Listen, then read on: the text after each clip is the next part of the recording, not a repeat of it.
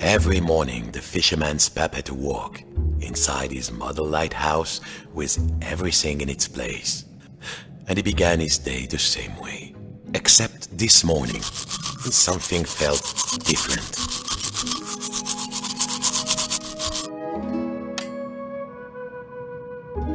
Mon Dieu, the window had been boarded up.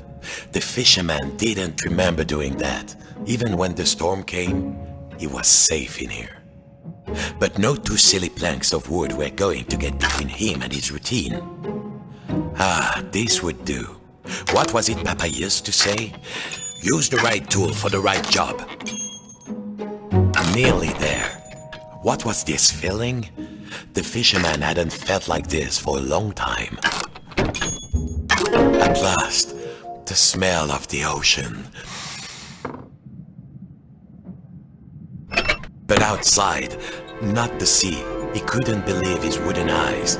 Outside the room was another room, a replica room, and standing in it, a huge but very familiar figure of a fisherman. And he knew that if that huge figure were to turn, its face would be very familiar. Sacre bleu! If this was what lay outside, then what was inside his own little model lighthouse, in the model of his own room?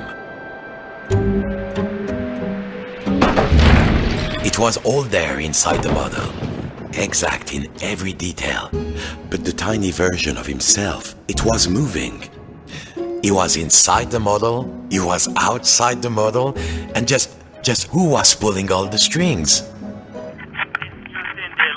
General alert to all lighthouses. In spite of all of our thrilling up-to-the-minute warnings, a lone boat has gone out into the storm.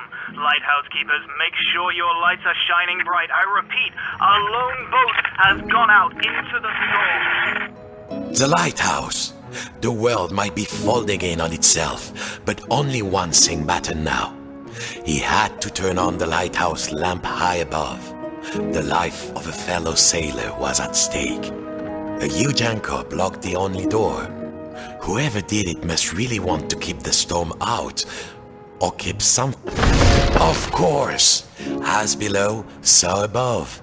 When he lifted the tiny anchor, the large one was lifted by his giant self.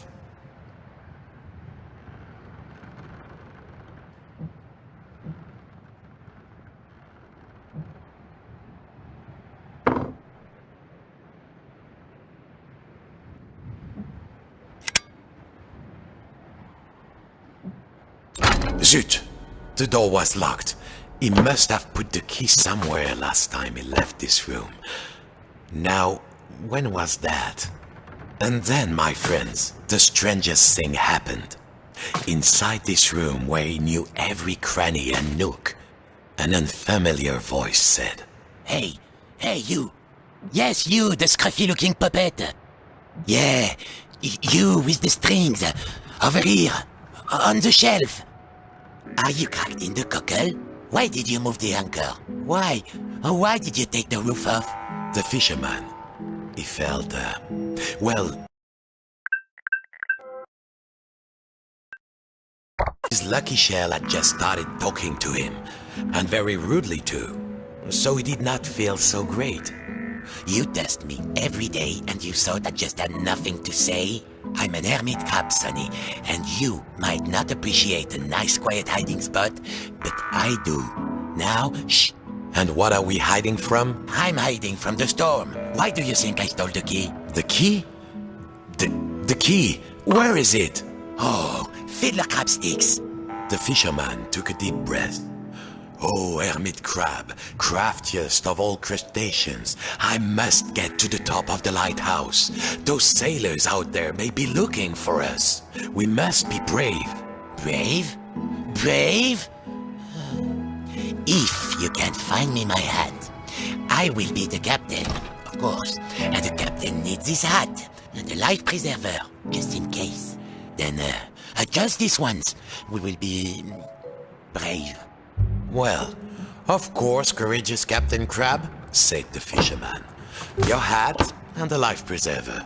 Now, where would an everyday wooden puppet find a tiny life preserver and a hat fit for a crab?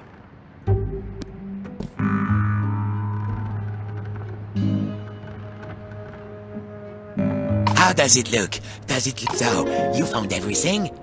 Well, if a little wooden puppet like you can do this, then I will be brave.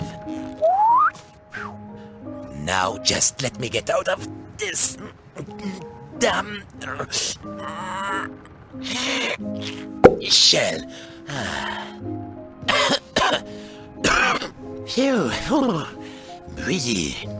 I feel so much lighter, and the world feels so much bigger.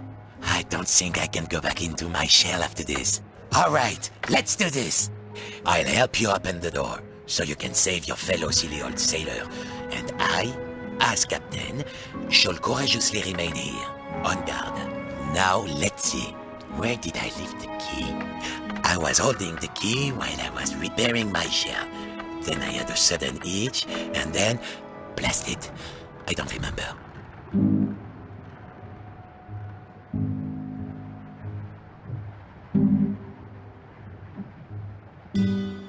Almost. Got it. That will do. All right. Are you ready? Me too, I think. Farewell, shipmate. I won't forget what you did for me. Your captain salutes you. He would need to find his way up the tower in the darkness, and already he could hear the storm rising outside.